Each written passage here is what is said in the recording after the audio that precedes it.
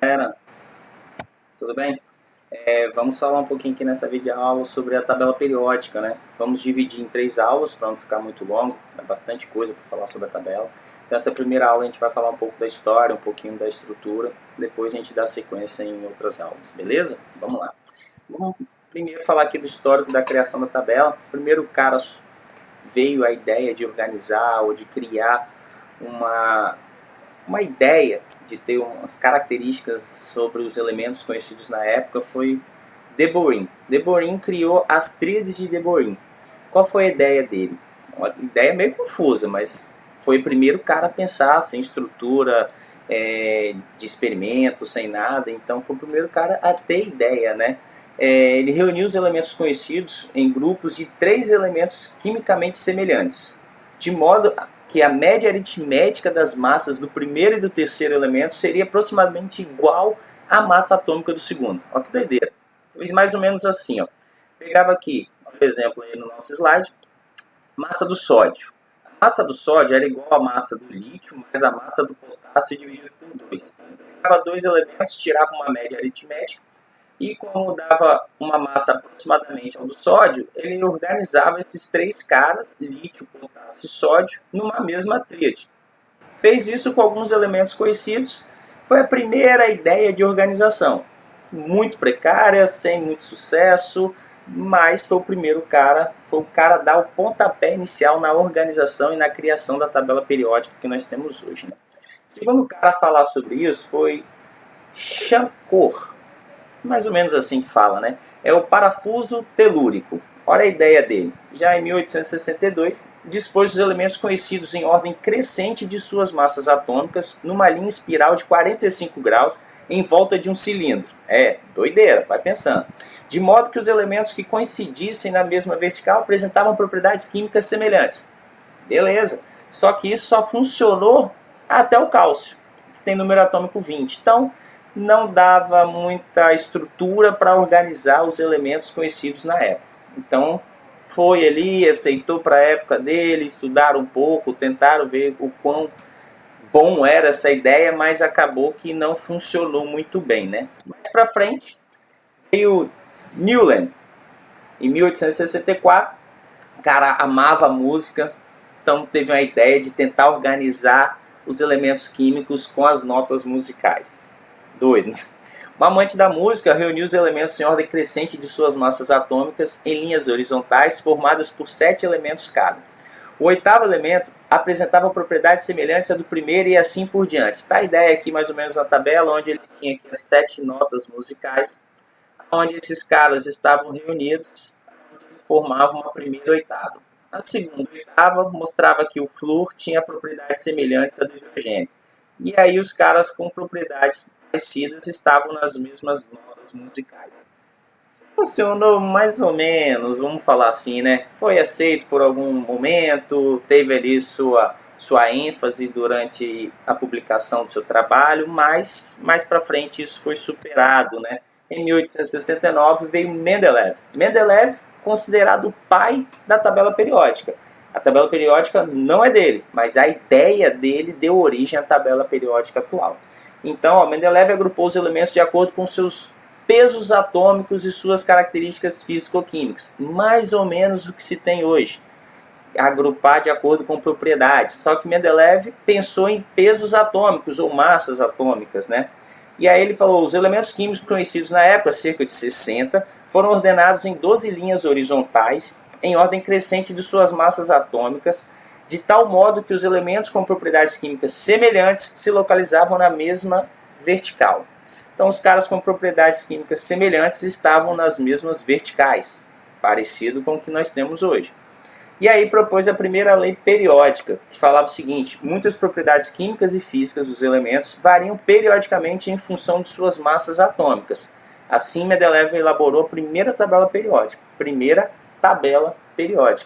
Então ele começou a falar aqui que as propriedades estavam diretamente relacionadas às suas massas atômicas. E aí tentou organizar uma tabela, dá uma olhada aí.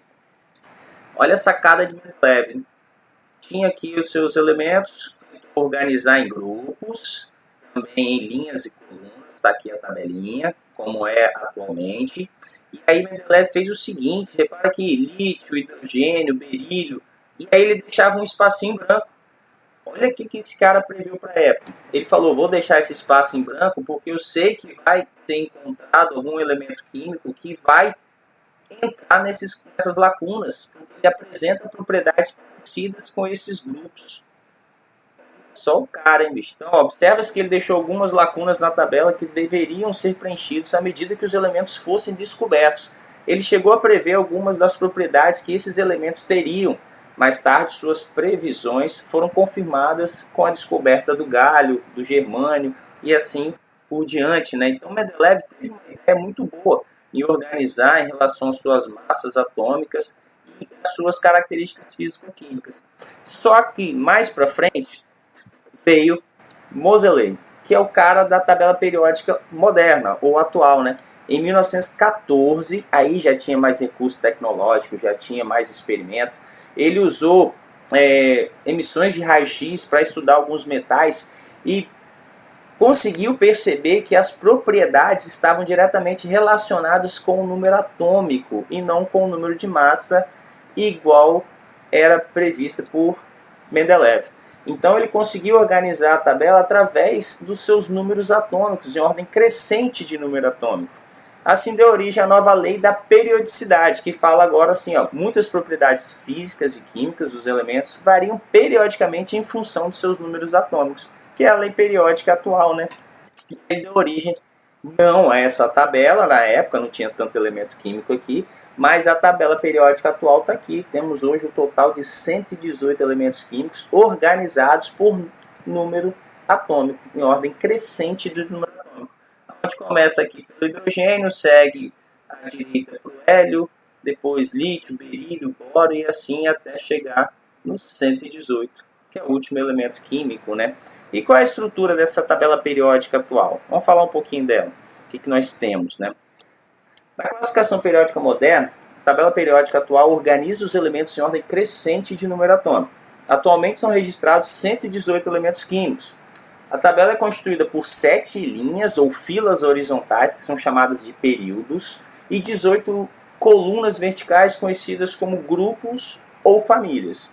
Então, 7 linhas e 18 colunas, né? Linhas chamadas de período e colunas chamadas de grupos ou famílias.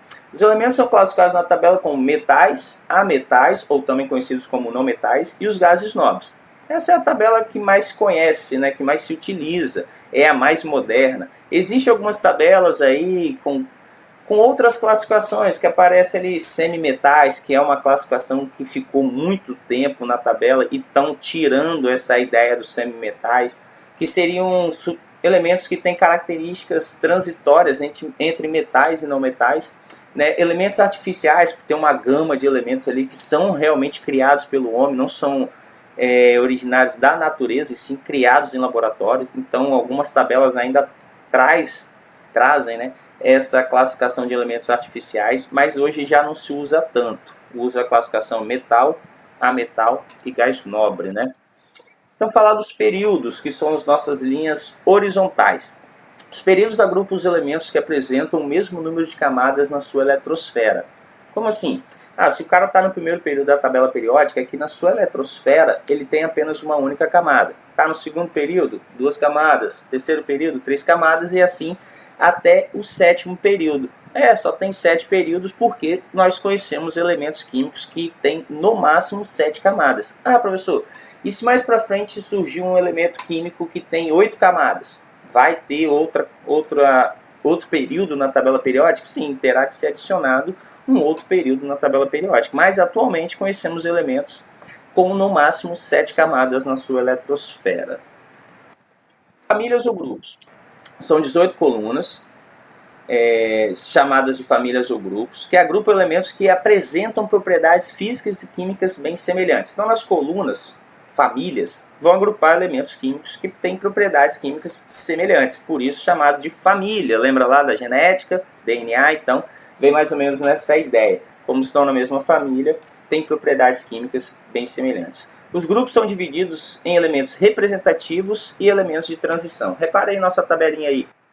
Nós temos aqui, ó, na cor, vou falar aqui lilás, roxo, sei lá, são os elementos representativos. Os elementos de transição ficam aqui, eu chamo de vale, aqui no vale da tabela periódica, ó, onde tem esses dois quadradinhos aqui. Esses dois quadradinhos agrupam elementos que têm propriedades tão parecidas que eles deveriam ser representados na mesma família e no mesmo período. Só que não dá para representar todo mundo aqui dentro desses dois quadradinhos, aí faz essa expansão aqui embaixo dessas duas linhas.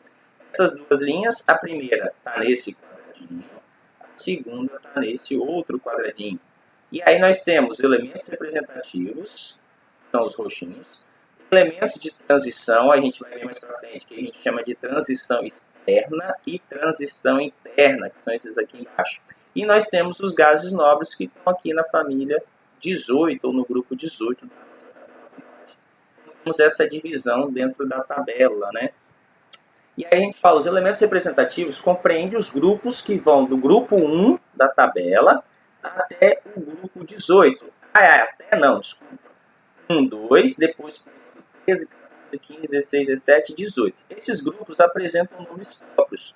Grupo 1, família dos metais alcalinos. Grupo 2, alcalinos terrosos. Grupo 3, família do boro. 14, família. Grupo 13, família do boro. 14, família do carbono. 15, do nitrogênio. 16 são conhecidos como família dos calcogênios. 17, família dos halogênios. E os 18, como nós já falamos, são os gases nobres. Os elementos de transição são divididos em transição externa e interna. Os de transição externa são das famílias 3 até a 12. E essas famílias são denominadas apenas por números mesmos. Chama de família 1, família 13, 3, 4, 5 até a família 12. Né?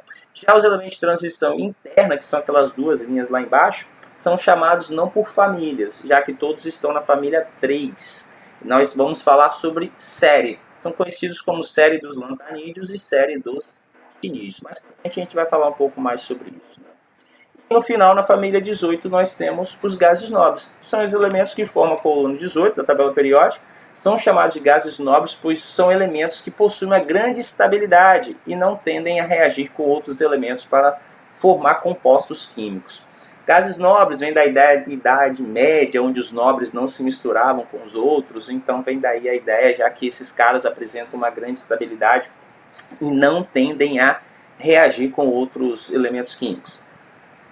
Não tem tanta afinidade, mas já se conhece alguns compostos que têm os gases nobres na sua formação. Aqui embaixo, ó, são muito utilizados para fazer os chamados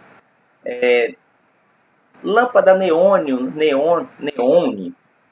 onde a gente tem lá os gases nobres dentro de algumas lâmpadas que oferecem cores diferentes. São muito feitos com essas lâmpadas, né? Então, pessoal, essa é a primeira ideia de tabela periódica, um pouquinho da história, um pouquinho da sua constituição. Na próxima aula a gente vai falar um pouco mais sobre localização de elementos, sobre as propriedades periódicas, que aí sim são as ideias mais específicas da tabela. Grande abraço a todos, um beijo.